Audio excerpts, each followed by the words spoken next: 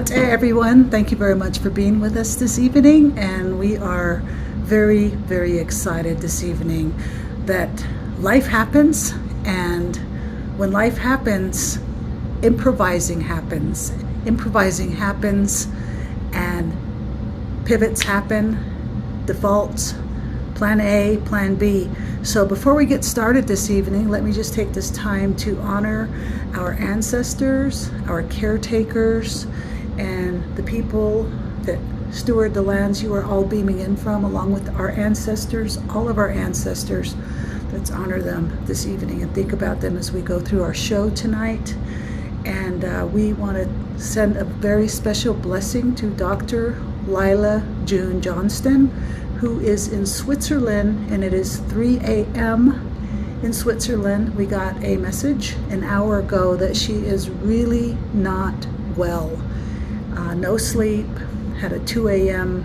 presentation, and etc., etc. I won't go into her details.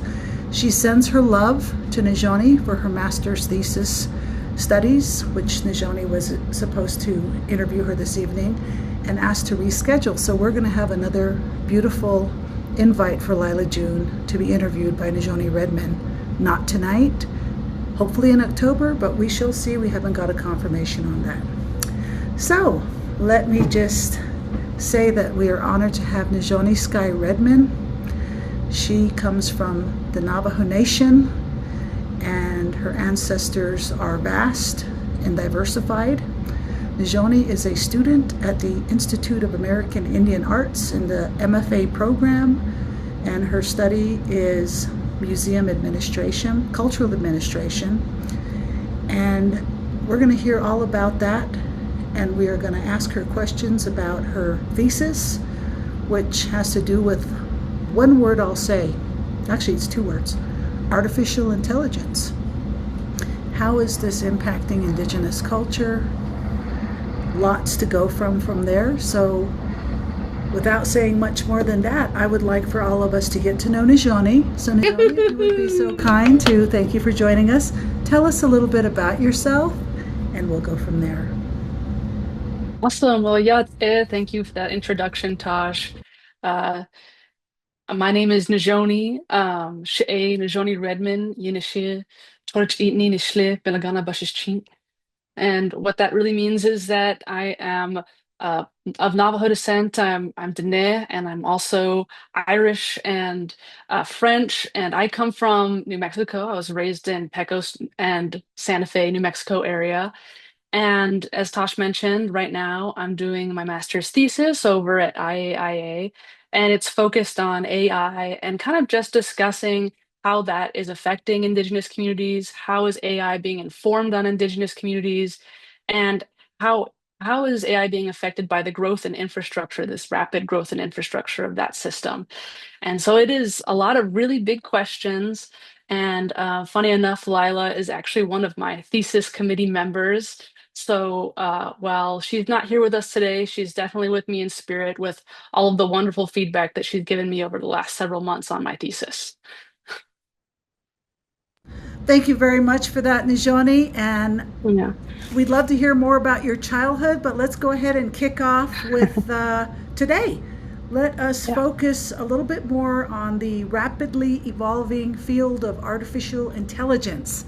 Recently, we've taken a more active role in discussions about artificial intelligence, AI, in our Mhm. communities on a global scale. And we would love to learn more about the path that led you there, and what have you found up to this point? Let's just start from there. Thank you. Thank you. Yeah, I think it right now AI is just the subject on a lot of people's minds at the moment, especially for my generation, and I think younger generations. You're seeing this very quick uptake of using it for just about everything. Asking it, how do I write my papers? How do I do these things? And some people really do use it for literally every small bit of asking questions instead of going to Google or whatever it may be. And I think a lot of people have questions about how it works, how it functions, who are the people who are leading these companies or that on AI. And so I found that in my program in cultural administration, we're seeing that it is affecting the field of the arts pretty significantly right now. And I really just wanted to try to delve into it a bit deeper so that I can see if I can develop some uh, ideas, some guidelines for Indigenous people and communities who are looking to learn more about it and looking to understand how should my organization think about AI? Should we learn more about AI? And kind of just start from there. And it's been quite the journey, and I think it's changed a lot in its direction throughout, because I really want it to be informed by my community members, by other Indigenous people, by understanding what their relationship is with the technology and what questions they have. And it is still, I'm right in the middle of it right now. And so this conversation today is going to be a part of that. And if anybody has questions for me later or feedback for me later, I'd love for that to be a part of it too. I have to say, beautifully said there, Nizhoni. The first question that comes to me for my generation, which I guess now we're alphabet soup generations, and you could call me X generation, Mhm. is what is the priority for people like yourself that are taking an interest into understanding the vastness of this fast evolving technology that has lots of positive impacts and lots of negative impacts? What would be your priority once you learn about all this and step into that world as a anthropologist, as a musicologist, as a filmmaker, as a lawyer, because you're at an age where you can pivot in any direction and do anything, and this is such a part of it. What is your number one priority if you were to just think at the top of your mind? Well, I think what you mentioned initially about different generations is kind of a good place to start this conversation, because I do think that for every generation, there is going to be a significantly different question about what is most important to them when they're wondering about what their future looks like with AI.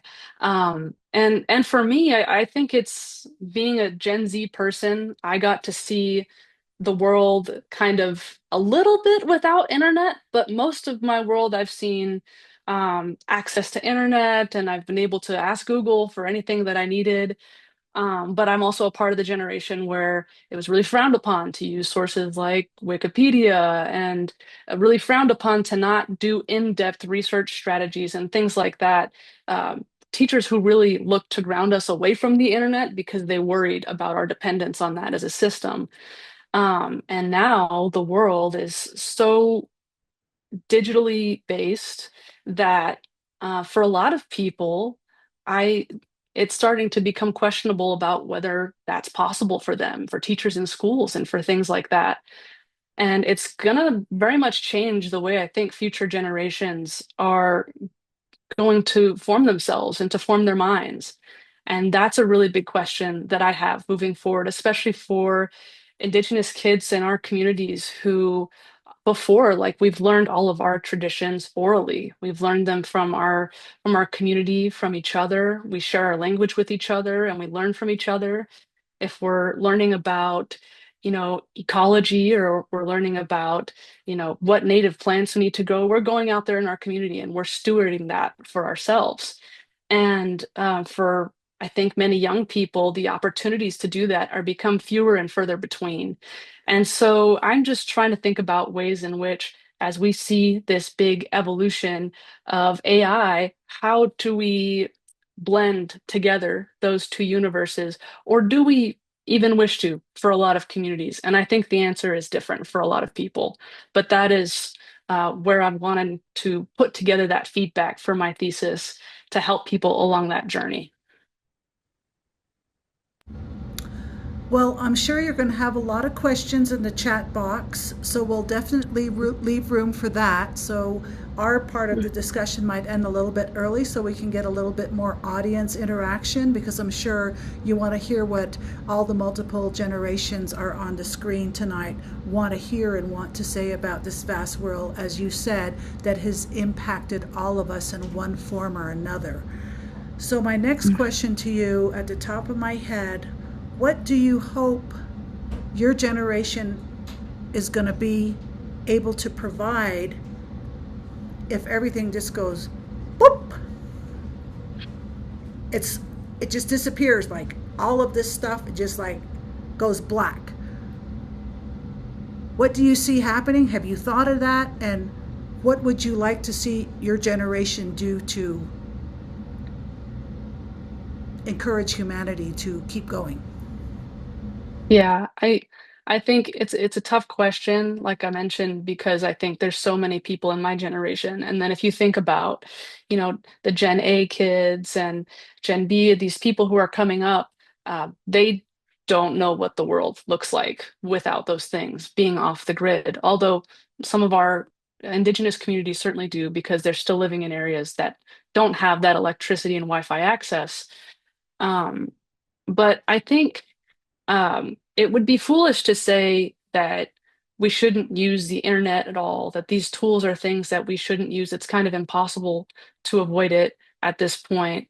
But AI is just so new right now and so unregulated right now. And um, I think if, I guess, all of the internet went down and AI went down and all those things, I would hope that, and young people are still able to maintain the skills of being able to interact with each other and being able to learn from each other and understanding that importance of how we still need to go back to our elders and how we still need to learn from those in our community who have something to teach us.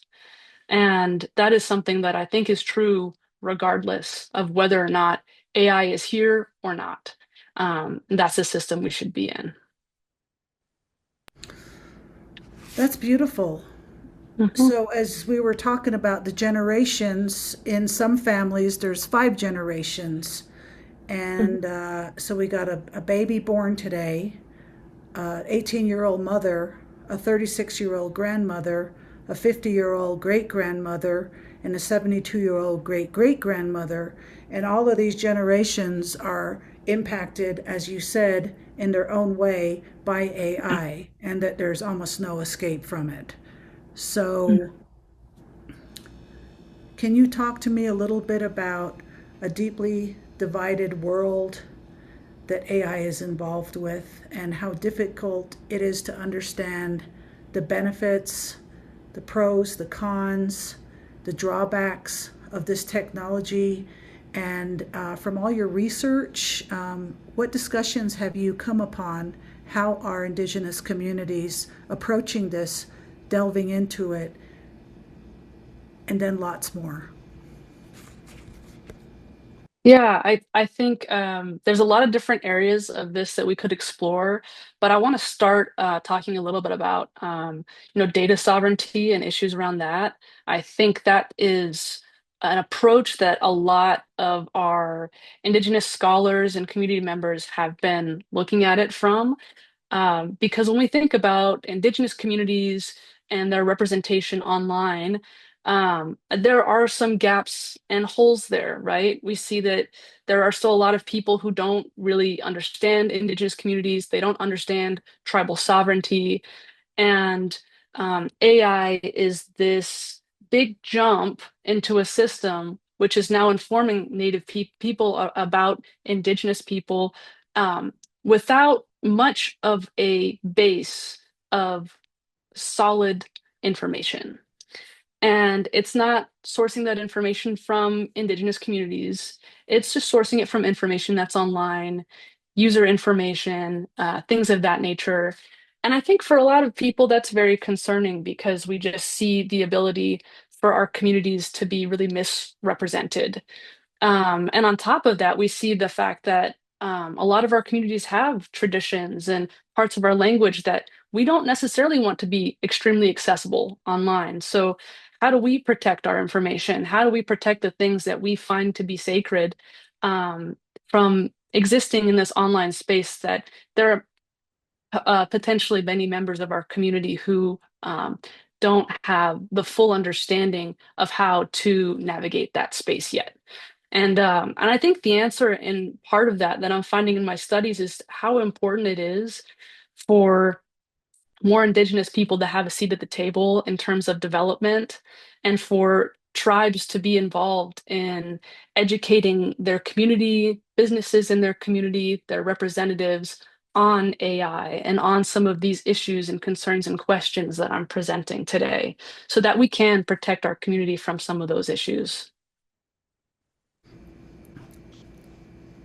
Is there any way that Indigenous communities can come together, perhaps on a global scale, and come up with an Indigenous iCloud and have like 10 billionaires contribute $10 billion each to set this kind of software up and then have it accessible for purpose over profit reasons? Is that something that, do you think Indigenous scholars that are in tune with their traditional and spiritual connections can connect with the prayers and the ceremonies to utilize this like in Navajo culture there's Naashche, Spider Woman, and Spider Woman is a deity in the Navajo culture, just like the beetle is a deity. The Mhm. mountains, the female mountains, the male mountains, the female corn, the male corn, all these characters, they called holy ones. The Mhm. Navajos talk to them as they walk among the land, as they drive through the land. They see them, the plants, and they talk to them. Is there a way we can blend all of this and just come up with this massive, amazing cloud for indigeneity? Do you think that's humanly possible? Well, I know that there are people who are already asking that question. There are a lot of Indigenous scholars who are already trying to build networks like that. And uh, I think that it's absolutely possible. And for some people, that's not something that they're comfortable with yet.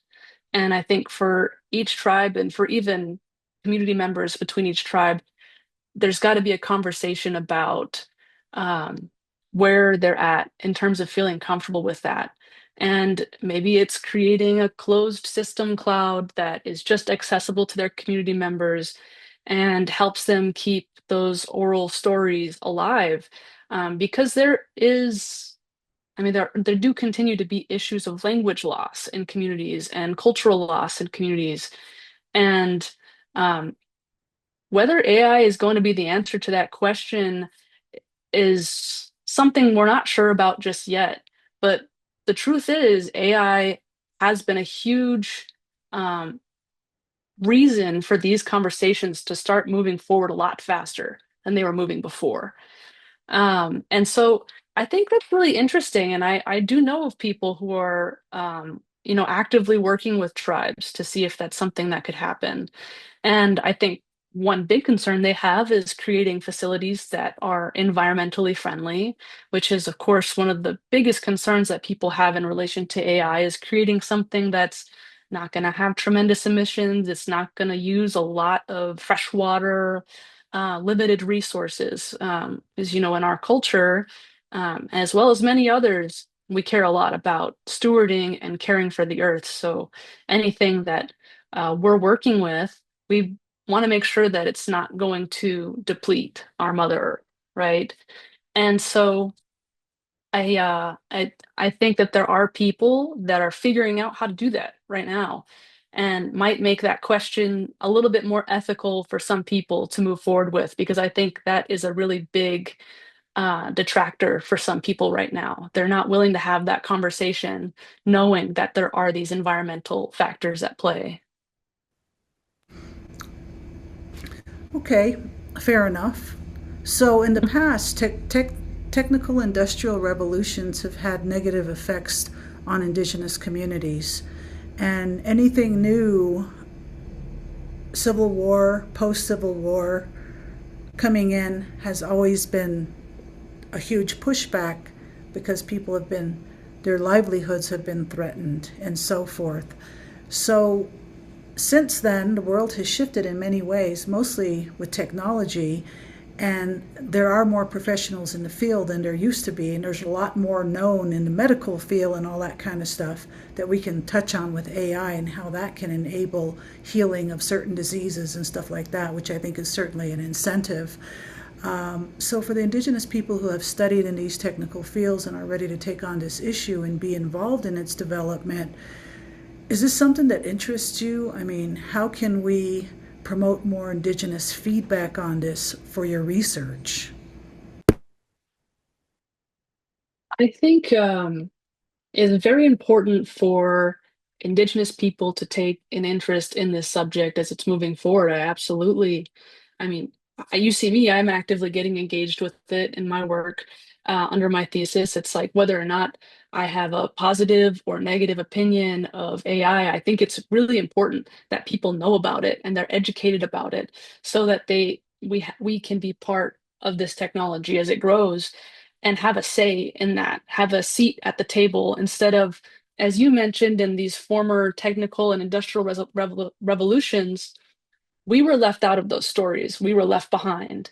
And oftentimes that created some legacies of pain and hurt and trauma that our community worked through and it continues to work through.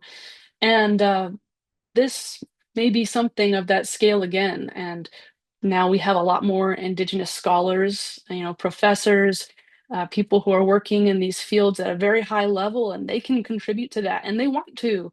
It's at IAIA, there's a whole program that they've just started in the computer science department, and they've got courses dedicated to AI and dedicated to learning how to create AI that is developed with, Indigenous, you know, epistemologies and it it it's AI, but it's AI that's often created in a way that is more environmentally friendly, and it's thinking with a more indigenized mindset as well. And so um, that's a potential which, these large, giant companies that are running the system right now, that's obviously not what their interest is. They're looking to develop as quickly as possible make the most money, and that's resulted in a little bit of well, in a very much extractive business practice. And I think it's really important for Indigenous people to be involved in this so that we can limit that. We can limit the amount that is really extracted from our communities, and so that we can protect our communities in that way. I have to thank you, Nizhoni, for taking an interest in this Indigenous sovereignty and approaches to artificial intelligence to protect your future and your people and all peoples. So, first and foremost, thank you for that. So, our cultures connect us to the earth in complex ways and in most simple ways. And our language, traditions, and land are all a part of that. The way AI processes things disrupts some of this harmony. How can we begin to humanize AI by discussing the human factor of all this and how this technology can be integrated into our communities in a positive way? And I know there's a lot of things that people want to be negative about, and we're definitely not going down that road tonight because there's enough of that out there. People can tune into a bunch of that out there themselves. That's not what this show's about at all tonight. So thank you for taking an interest in this. So can you talk, so you're dealing with AI, but you also say you were raised in the country in Pecos and you have Navajo roots and stuff like that. What's your take on ecology and environmental? How do you walk your path on this earth as an individual, just you? Do you take in your ancestors' knowledge and walk with that on the gravel or on the dirt? I think I really like to incorporate that into every way that I process. Because I did grow up in a beautiful, beautiful place. that when I was young, there was very few people living around us. That's changed a little bit. The larger city has sort of stretched out into my community now, and it's a little different than it used to be. But it's a beautiful place. And I think growing up in New Mexico, you come to understand very quickly how important it is that we respect our environment and our system. We're always at risk of drought and wildfires, and we are really responsible for our own environmental system, for protecting it. Your individual use, your individual responsibility for making choices that will benefit that system are essential. And I think when we look at something like this, it's we can't drop that responsibility here. I think it's like you mentioned, um, a lot of people aren't ready to have that conversation about, is AI going to be uh, helping teach people in our community and helping to hold some of our cultural teachings. And I think that's incredibly fair, because uh, New Mexico is in a drought, and we do see things like AI data centers being proposed in states that have droughts and have very little fresh water to give to these kinds of resources. And that is a huge controversial subject across the country right now. And like I mentioned earlier, I think it's really hard to think about even moving forward right now with a lot of these systems because they're under-regulated. There's a lot of research that shows that these data centers have the ability to decrease their emissions substantially, to decrease their freshwater use substantially, but they're not really being forced to do that right now. They're just seeing how quick can I expand this system so that I can maximize my profit, because it is these very large, companies. It's basically held by a very small number like large companies around the world, and they're controlling how quickly AI is being rolled out. And we're not seeing the regulation catching up to it at all.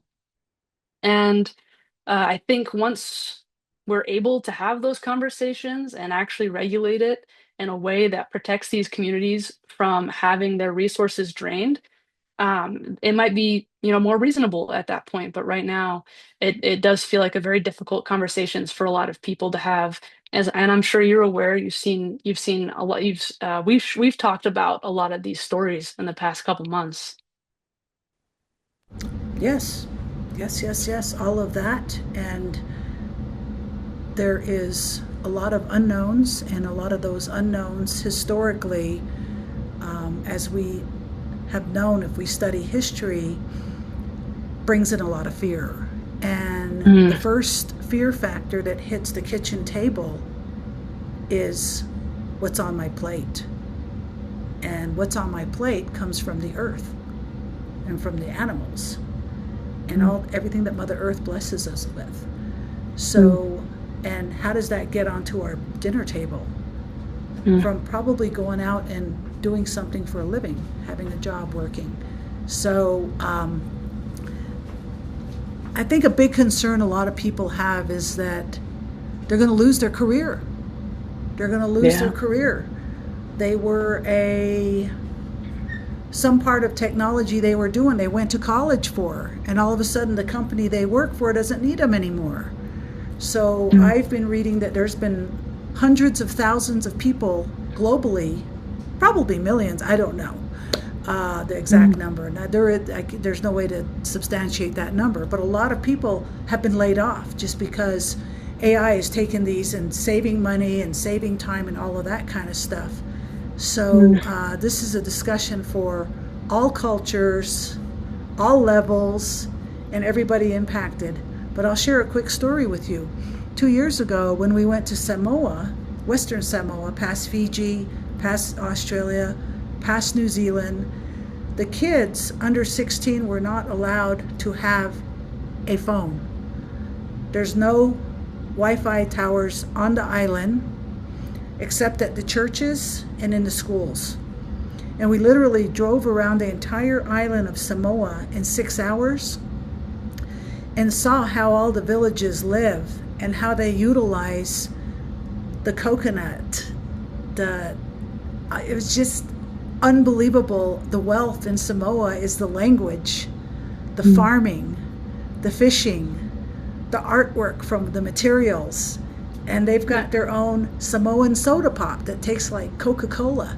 They have their own ice cream businesses that taste like whatever these ice cream companies have. And they're getting it from their Mhm. own cows. And poverty in Samoa is not knowing how to pick a proper coconut or crawl up a coconut tree, or the worst is not knowing how to open that coconut and drink and scrape out the beautiful fresh coconut ice cream out of it with.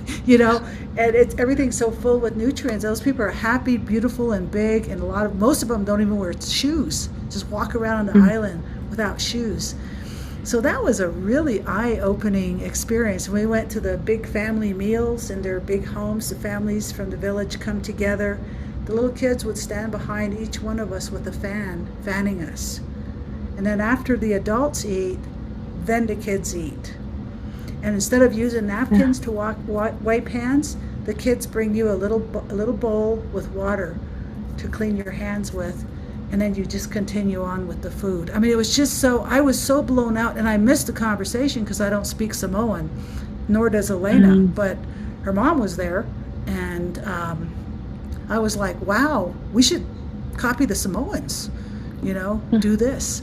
And so I think they're, outside of climate change, they're currently totally prepared to just survive the way their ancestors survived, the way our ancestors survived. So I think where we're going with this, Nizhoni, is that we should all look in our backyards and look at that soil, say a prayer, learn how to mulch our vegetables, our banana peels, and get into that and start putting some seeds. Even if we're in a city, find a little spot where we can just put a little pile of dirt and grow our own stuff. I think that's where this conversation's going. Yeah, I absolutely agree because I think at the end of the day, a lot of the concerns that we have with AI is that people are going to forget how to be people. We're going to forget the things that bring us joy away from the screen. And this is obviously something that's been a concern long before AI. We see kids who are growing up on screens and they don't really know how to interact with people. And this is really just the next generation of that. But we want to make sure that people preserve their creativity and their joy and their ability to really learn how to walk and make themselves in this world, without screens, without things. And all this comes down to, can you think your own thoughts? Can you have these critical thoughts about what you want to do in life and where you want to go?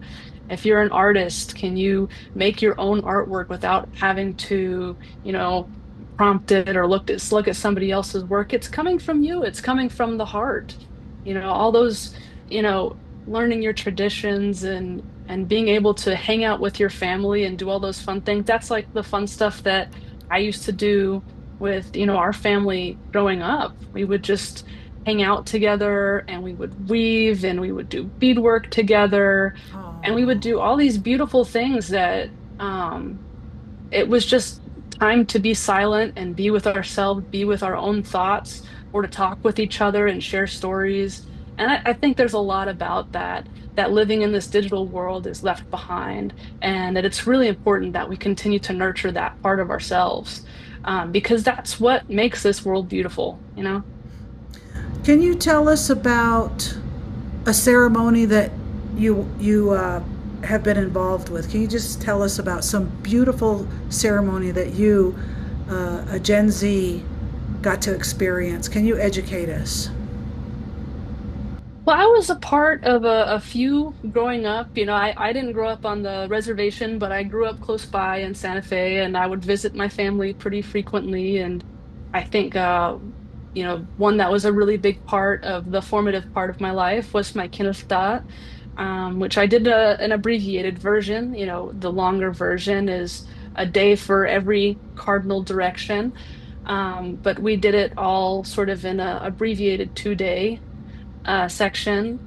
But it brought all of my family together, and it was really special because we spend all night together taking care of the fire and taking care of creating all of these foods for all of our family to get together. And the fire goes all night, and we wake up first thing in the morning when the sun rises, and we run a mile in each direction to honor those cardinal directions and talk about the directions that we're going forward in our life. And all of that ceremony talks about is how I can make sure to show myself that I am going to be strong, that I am going to be resilient, that I am going to be able to take care of myself and push forward in all circumstances in life. And I mean, it was one of the most beautiful things I've been a part of for sure.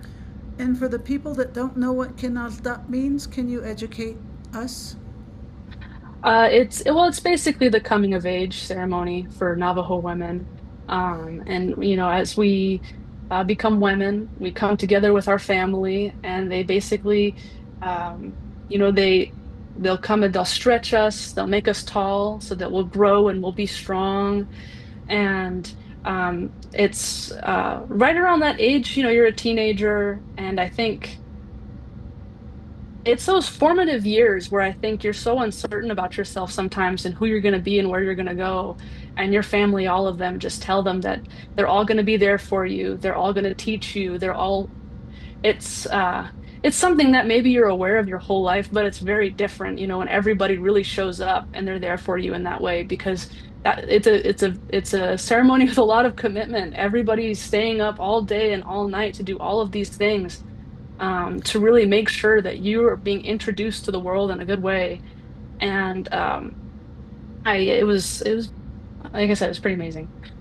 How did it make you feel on a deep, like an emotional, spiritual level? How did it make you feel going from Pecos all the way to the top of a mountain where there's sheep camps on Black Mountain and traditional elders that are your great uncles and great grandma? And how did it make you, Nizhoni, feel? I mean, in some ways, there just are no words for it. But I think in the moment you're exhausted because you're staying up all night, and you're getting up in the morning and you're running, and all day you're cooking with family and you're taking steps forward in your spiritual journey together. Um, but in the end, you finish this ceremony, and it is just very fulfilling. And it's like this dedication of your life to realizing um, this part of my native culture that I have is not something to be taken for granted. It's a really important part. These teachings should guide every aspect of my life.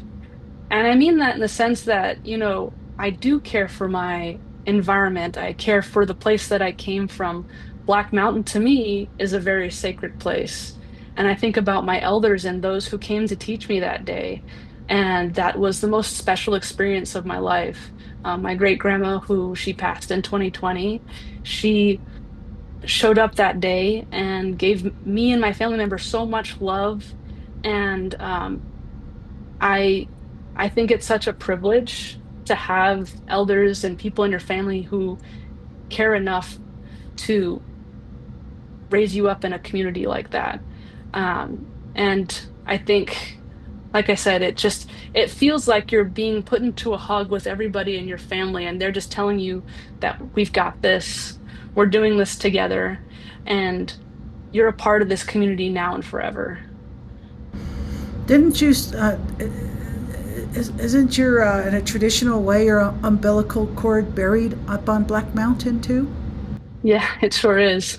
That's awesome. Which Well, is, yeah, that is, like you mentioned, that's the traditional way. So that's what we you're the did. real deal, Nizhoni, so the world's a better place with you in it. So thank you very much. The Mm, last question I have before we take a commercial break is, what does mm. community mean to you? To me, I think community is something where it's both love and responsibility, because everybody in your community is taking care of you. You all come together to care for each other, and but that you also have to respond with that in kind. So if you're living in a community and something happens to somebody, you're taking care of them, you're giving them what you need, and they'll do the same for you. And with that, like it comes that time of we're going to teach each other and share with each other our all of our creative thoughts, and we're going to help. In our case, with our Navajo culture, we're going to share our ceremonial teachings, our traditions, and to share that comes with a lot of love, but it also comes with a responsibility of I'm going to hold this close and I'm going to carry it with me, and when I can, I'm going to share it. Okay, Yeah. before I turn it over to Elena, I just want to say we're going to answer the questions that come in the chat box, but everyone be respectful about what's going on in this world. Very sensitive times. We want to stay on the positive note, and no harsh critiques in any way, political or otherwise. So let's go gentle with Nizhoni on the questions. Thank you. Thank you so much for that, Tash, and more importantly, thank you so much, Nizhoni, for that extraordinary medicine. Our theme for Indigenous Ways for all of our events for 2026 is community, which is rooted in community, rising in unity. And this is the part where I do a commercial break and tell you what's coming on. And then I'm going to invite everyone to come in. If you're a bit shy, because we're going to turn the cameras on when I've finished. If you've got questions, conversations, there's a lot of things that have been sparked. Nizhoni, from your illustration of how you started, and this is my interpretation, with the digital world, the digital data banks that are going throughout our communities, to then what you have talked about growing up in Native tradition and ceremony. One of the things that this whole digital age continues to do is a disconnection. And so as a community rising together and being in unity, it's our voices that count. And so you've sparked incredible conversation and thoughts. A lot of people have been putting things in the chat, which I really love. Let me tell you what's going on, and then we will invite you all in. So Nizhoni, thank you, thank you, thank you. I know your mother and grandmother is on the line here, and I know they've got a lot to say, but they're prouder than proud. And this is such a wonderful topic that you are studying at the moment and giving this wisdom. If you came in to see Lila June about an hour before the show, I love that she let us know that she needs rest. She's in Switzerland. It's 3 a.m. now, going on 4 a.m. and doing a lot of workshops there and needed rest, which we fully support. And Nizhoni was going to interview Lila, and so our pivot in supporting Lila was having Nizhoni, and what a frickin' blowout conversation. So I look forward to what everyone's got to share. We do this monthly, the third Wednesday, not to upset anyone, but we will not be showing the Wisdom Circle next month. And to throw everyone out even more, we will be going the second Thursday or Wednesday, which is August the 12th, from 6 to 7 p.m. Mountain Time, with the extraordinary Chantal Begay, who is a Dene artist, author, and educator, born in Arizona in 1954 to Navajo medicine man and weaver. He is one of 16 children who grew up sheep herding and was sent to BIA, Bureau of Indian Affairs boarding schools across the Navajo Nation. He has fine arts associates from the Institute of American Indian Arts in Santa Fe, and also a Bachelor of Fine Arts from the California College of Arts and Craft. and he is a celebrated painter, illustrator, and storyteller. And his work is held in more than 50 galleries and musicians throughout the world. So, I mean, talk about going from AI, how is that going to disrupt communities, Native and Indigenous communities, and then going old school, going back to what it's like and what Nizhoni was talking about, and being, one with the earth and very connected. We have been doing the Indigenous Ways Wisdom Circle since the 1st of April 2020. So if you enjoyed Nizhoni's incredible presentation, that is going to be available in the next 72 hours. So please share that out to your demographics. Zipping along the bottom here is all our social media. So if you're watching this on social media, be sure to like or subscribe to our pages. And then you can go to our website, IndigenousWays.org. There you'll find our newsletter where you can subscribe to of what is going on, and what wonderful presenters. Our last minute presenter, Nizhoni, thank you for being here.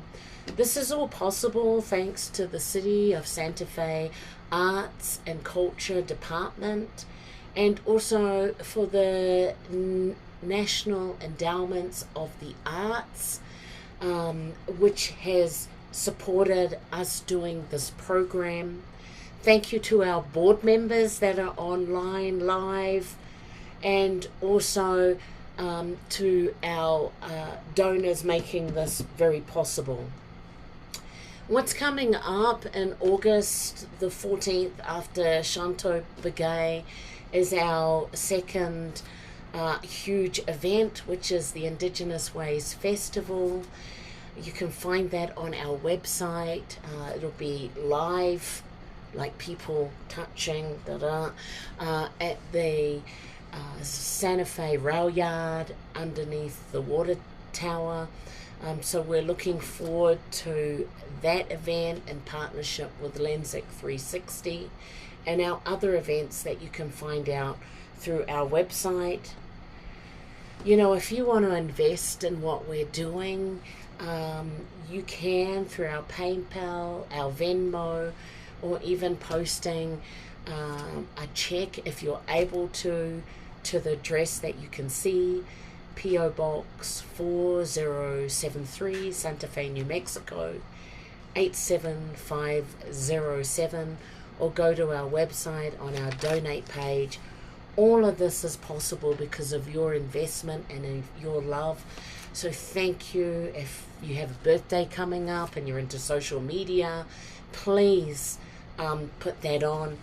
But this is this incredible time now where we're going to encourage you to come in. Thank you, Destiny. If you go to your down the bottom, there's a little video camera and your audio. If you come in, Natasha, if you are here, if you can come back in, that'll be great. We've got Rick from Wisconsin. You've been putting a lot of URLs. Let's start with you while people are figuring out where all their things are. Thanks, Rick, for blessing us in this circle. Really, really good topic. There's a fight all over the country to keep data centers out, but they're gonna get in, and so whoops, can you hear me? Oh, Yeah, I can okay, hear you. yeah. So sustainability, regulation is the key, as you said. Regulation, we need regulation to keep on top of all of this. So just thank you very much. Thank you so much, Rick. Thank you, Let's go Rick. to Judy Shapiro, our board member. Judy, thank you for being here. Judy's a federal Indian policy lawyer, 40 years. Yeah, I'm old. Nizhoni, this opened up so many questions in so many directions that I think maybe you and I want to follow up later. Um, Absolutely, let's do it. yeah, because I've got some sources for you maybe. Um, But I'm thinking that the issue of indigenous AI, let me just focus on one. You have, and I know you know this, it's not monolithic. So you have some folks, as you mentioned, who need to keep stuff separate. I mean, need in a very, very basic, holy way. And so unless you can find a way to sequester that information, within a community and protect it from outside, I don't see that it's going to be very hard to get buy-in, let's put it that way. Um, the other thing, and I promise to back out after this, as the parent of millennials who are very much involved in the use of screens, and one of them works to keep Wikimedia going, and the other appears on podcasts. I'm thinking that the other way to deal with it, too many screens, is just what we're doing right now. This very moment is to take people who are not in close proximity and have conversations that could not happen without the electronic facilitation of it. And so there's a way to take it and make this revolution useful instead of just destructive. And that's how far as I'm going, I guess.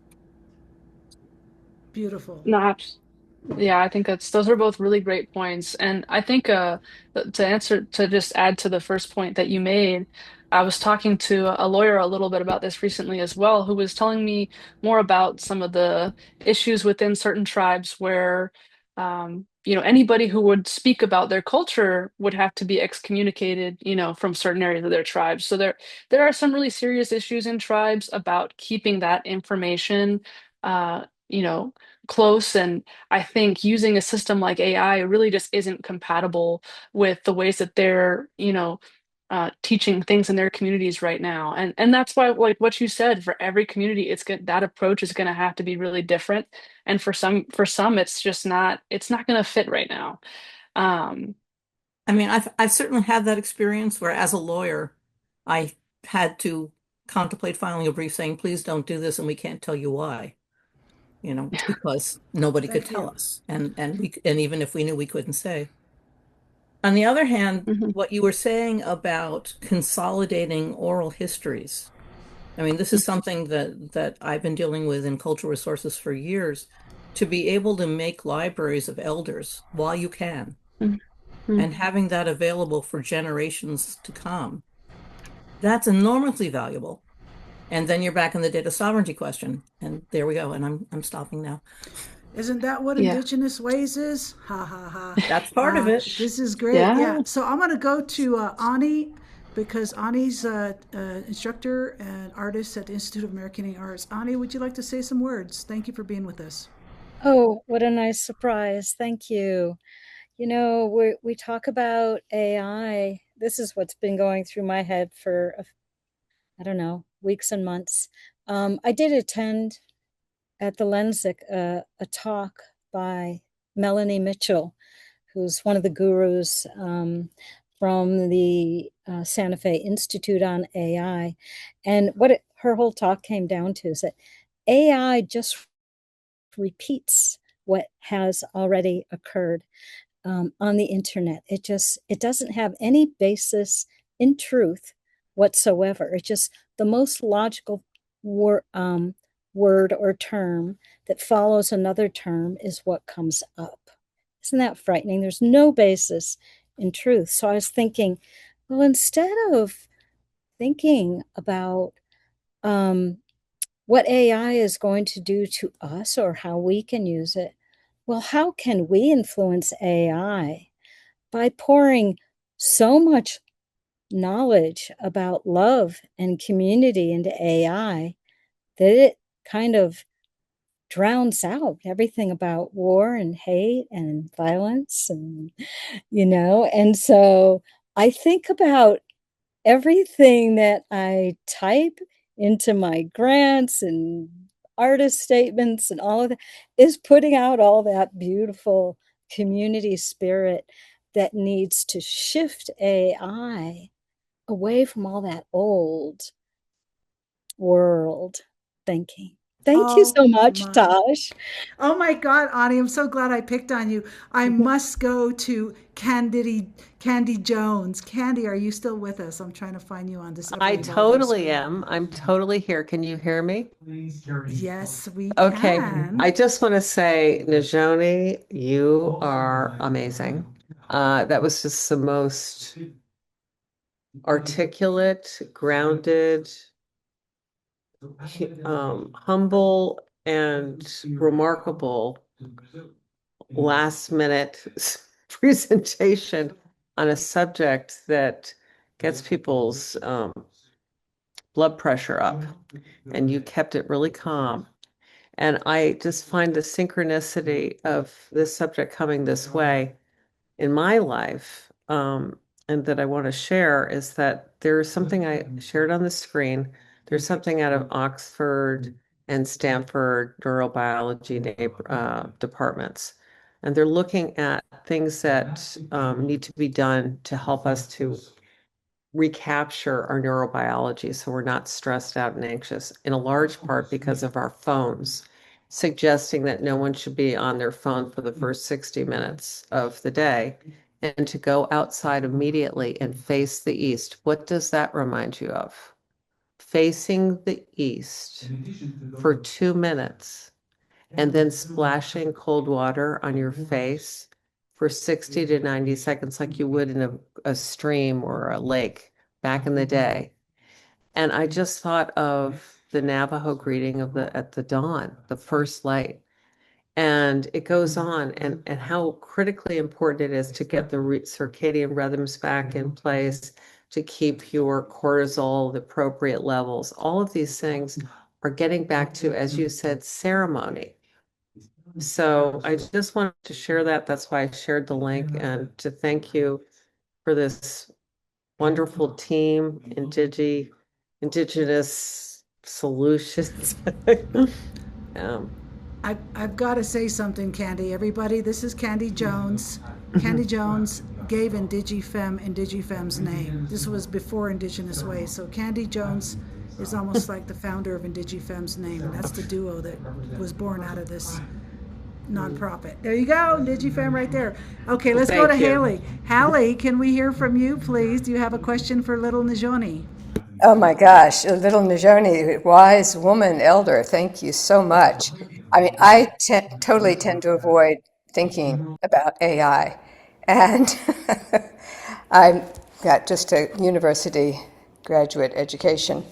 My question was because somebody brought this up to me yesterday because I was asked to be part of something kind of confronting or addressing Microsoft about, and one of the concerns she expressed was about AI leaving out different perspectives.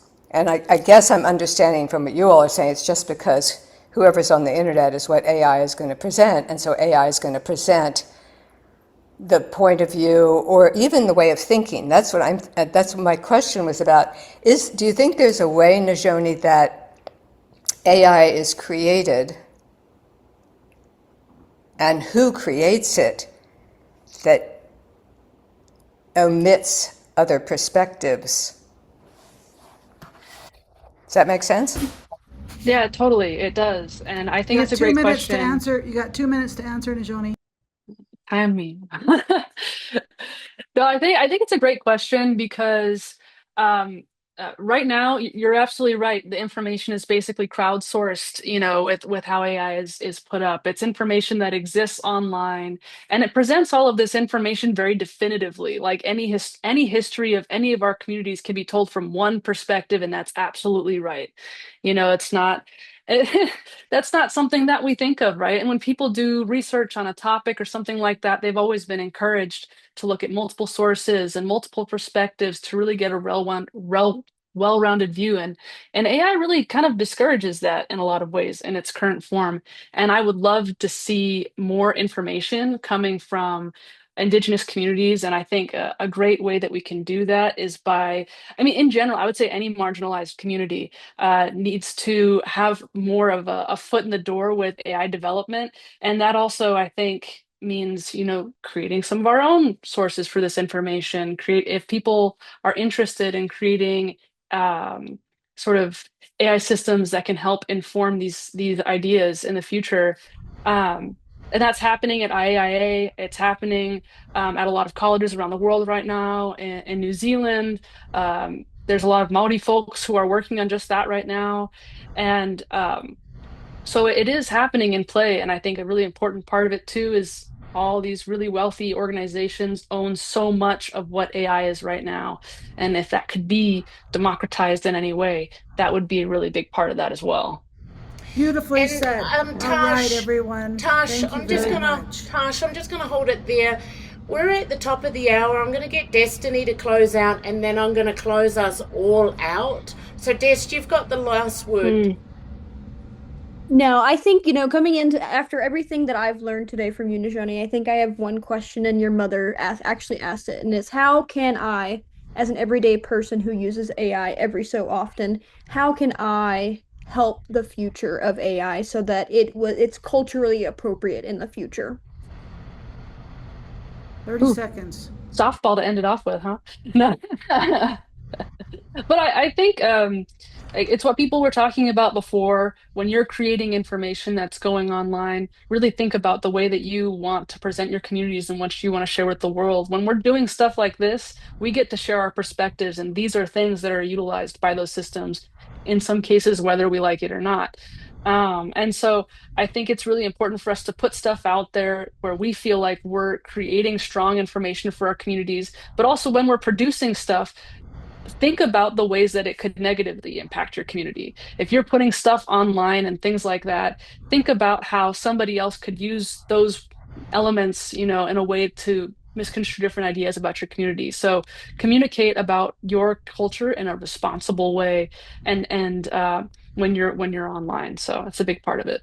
Wonderful. Thank you I so want to much. thank everyone for blessing us in the circle, to have this wonderful guest, Nizhoni Redmond, who was going to be the interviewer, but we get to be blessed with her and this incredible information of what she has been doing, which will spark many conversations.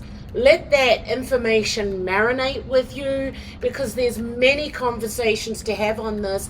One being, it's a bit of a disconnection, but by being in unity and with our sharing of heart, we do this together. Our voices count.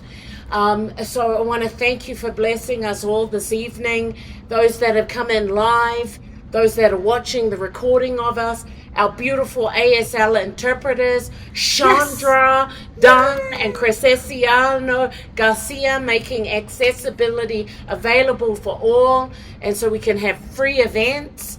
Also, we'll look forward to seeing you not next month, but in August the 12th. And we'll also see at some stage the beautiful Dr. Lila June, but last minute, really stepping up to the plate. Please, let's give it up for the one and only Nizhoni Redmond. Let's hear your new song.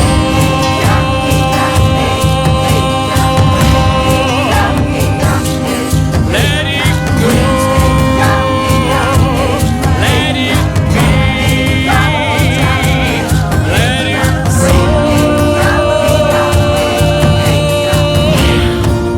Let's hear your new song.